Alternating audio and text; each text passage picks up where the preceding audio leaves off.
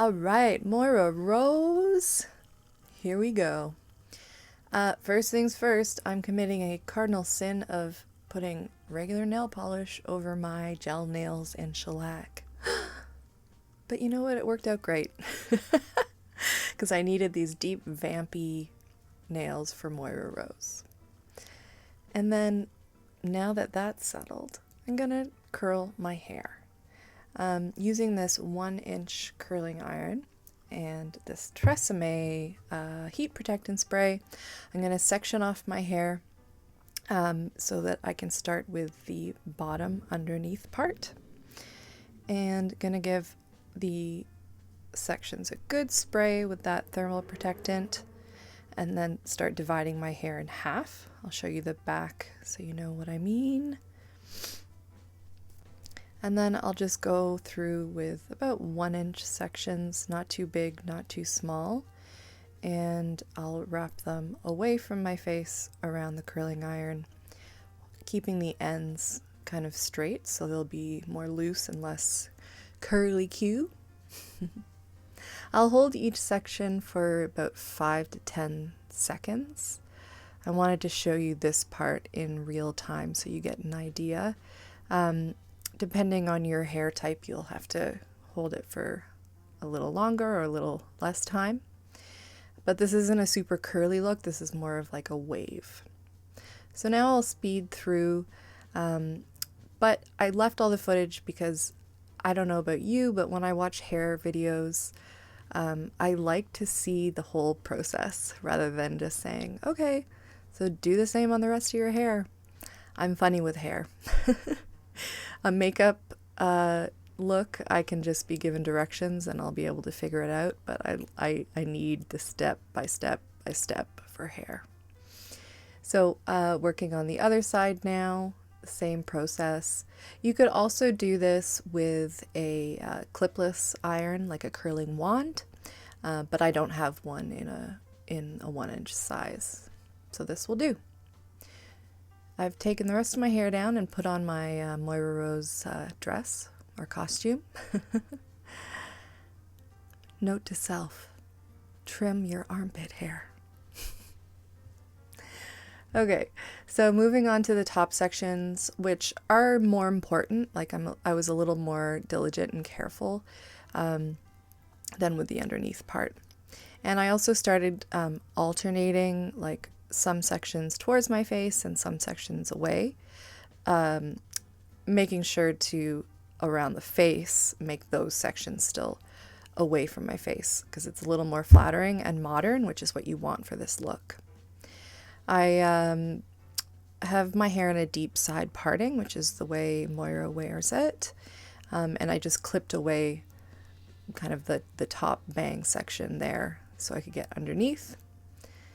And we're almost done with the hair, so it's a pretty simple look. It's a little time consuming, but I will leave it to kind of cool and set so that we can get going with the makeup look. First thing I'm going to do is put in my blue contact lenses, as Catherine O'Hara has beautiful light blue eyes. I've gotten a lot of mileage out of these blue contacts, I have to say. It still freaks me out a little bit though to to see myself with them.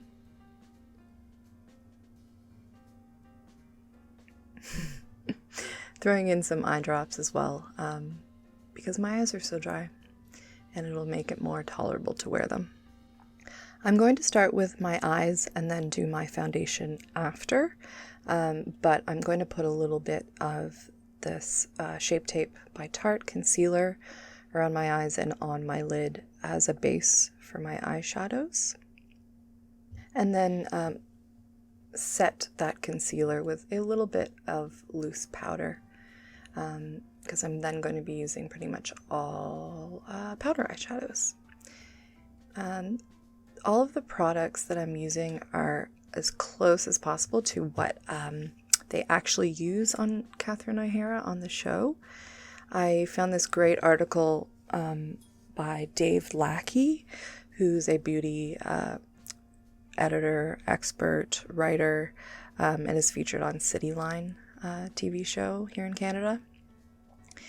And he did an interview with Lucky Bromhead, who's the makeup artist on the show, and she detailed the products that she uses on Catherine O'Hara. All of them, including the skincare, are all MAC products. I tried to get as many as I could, but some were discontinued or I just didn't have the money for them. Did a quick eyebrow there.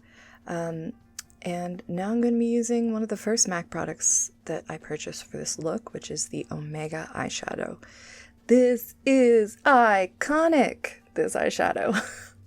Ever since beauty videos were a thing on YouTube, so since about 2006, 2007, from the beginning I've heard makeup artists talk about this eyeshadow. It's used for the eyes, for contour, for eyebrows. It's everywhere. So I'd been wanting to buy it for many years and took this opportunity to pick it up for the Moira Rose look. There are 4 eyeshadows mentioned in the article that they use for Catherine O'Hara's eyes. 2 of them I just couldn't find. They were discontinued, and I could barely even find information on what a dupe would be. So I got 2. I got this shade Omega, which is like a very cool light grayish brown, and one other eyeshadow I was able to get, which is soft brown, which you'll see in a moment. So I put that Omega eyeshadow lightly all over the eye, up towards the brow bone and underneath. The Omega shade is really the base color that I'll use to start defining the shape of the eye. It's not supposed to look too heavy or pigmented in that area. It's just defining the eye. The next product I picked up is this eyeliner. It's called the Technakol eyeliner in the shade Brogue by MAC. I warmed it up a bit on my hand, and then I'm putting it pretty heavily in the lower lash line and in the waterline, top and bottom, really working it into my lash line, as this is, the beginning of this smoky eye look that Moira is always wearing. Once I lay down that eyeliner, I'll take a smaller smudgy brush to blend it out a bit, and I'll basically just kind of repeat that a few times to build up the color around the lash line. I'm going to be moving in with my second eyeshadow, which is by MAC as well, and it's called Soft Brown. It's a much warmer shade than the Omega that's already down there, and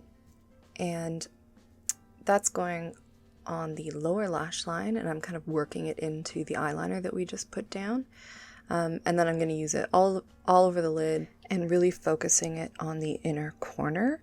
The shape of this eye, like my eyes are shaped quite differently than Catherine O'Hara's, but I'm working off of a MAC face chart that Dave Lackie included in his article, and really the darkness is at the outer corner of the eye, and then it opens up towards the inner corner. So that's the shape I'm trying to build there with this shadow, and then going back and forth with a clean brush to really blend the edges and make it really smooth. I'll include the face chart here so you know what I mean. You can see it's dark and smoky on the outer corners and then warms up on the inner part of the eye. I'm going to leave the eyes there for now and then come back to them, but giving my eyelashes a quick curl with my Schitt'S eyelash curler, and then we're going to start in on the skin, on the base. Pretty exciting. I'm going to use my very expensive Pat McGrath foundation. This is not obviously what was used on Catherine O'Hara, but I thought it was very fitting for Moira's character to use something pretty luxe. The foundation that was used is a MAC one. I think it's called Studio Water Weight. I think this is pretty similar in that it's like a very fluid foundation. It evens out the skin, but it's not high coverage at all. You can see there, you can still see a lot of my skin showing through, my moles and spots and stuff. And it gives like a very luminous finish to the skin. I found with this foundation, my favorite way to apply it is with a foundation brush. This is my favorite one from Real Techniques. It's called the buffing brush. So putting that all over the skin, and the brush will do most of the work, but I will then take a damp sponge all over just to erase any kind of streaks or brush marks and make sure any excess product is gone and the base is flawless. I was pretty late to the Schitt's Creek game, but once I gave it a chance, I got into it, but mostly I just got really into Moira. Catherine O'Hara has long been one of my favorite actors. I think she's hilarious and super talented and Canadian. Yeah, I just love Moira's character. She's a badass. I ran some brow gel through my brows just to keep them in place, and I'm gonna go back to the eyes now that my foundation is done. This is a navy Smashbox pencil that I'm working into the waterline and the upper and lower lashes, just like I did with that brown Technakol liner. In the article, it's listed that Lucky Bromhead uses another Technakol liner by MAC in the shade Metalhead. But again, I wasn't able to find it, but it's like a dark navy shimmery pencil. This isn't shimmery, but it's pretty close in color. So that's going, as I said, along the lash line, and this is really gonna just darken up the look without looking really heavy like a black kohl liner would. However, I am then taking a black liquid liner really close along the lash line and into what the article refers to as a subtle flick, which makes sense. When you look at Catherine O'Hara straight on, it's not a winged liner cat eye look. However, when you see her close her eyes or look down, you can see that there is a subtle flick that goes right up but isn't visible when the eye is open. Hope that makes sense. Here I'm using the Kat Von D tattoo liner, which I kind of wish I hadn't. Obviously they use a MAC liquid liner on Catherine O'Hara, but I got this sample from Sephora and I had heard about this liner for years and years. It's in the color Trooper, but I found it pretty difficult to work with, especially on the winged part. So I won't be repurchasing this, I think, once I've used up this sample. I'm taking a little bit of this MAC Studio Fix powder foundation just under my eyes and kind of through the center of my face. I just wanted to kind of brighten up that area. This is in the shade NW15, which isn't a perfect match for me, but just so happens to be the shade of foundation that the article says they use on Catherine. So how about that? Eyes are nearly done. Throwing on some MAC mascara. Not the one listed in the article, but one I just happen to have, called In Extreme Dimension 3D Black Lash. All of MAC's mascara names are so long. You ever notice that? Anyways, so that's going on the top and the bottom lashes as normal. And then that'll end the look on the eyes. So we can move on to finishing the skin. The article didn't list any bronzer being used, just a blush in the shade called Tenderling, which is discontinued. But based on that face chart, I did want to warm up my skin a little bit, so I'm taking a bit of the Hoola Light bronzer just across the tops of my cheekbones and around the perimeter of my face, so on the temples there. But I found a photo of the blush Tenderling, and it's kind of like a muted pink matte blush. So I did have something in my arsenal that's similar by the UK brand called MUA, so I'll put that on my cheeks.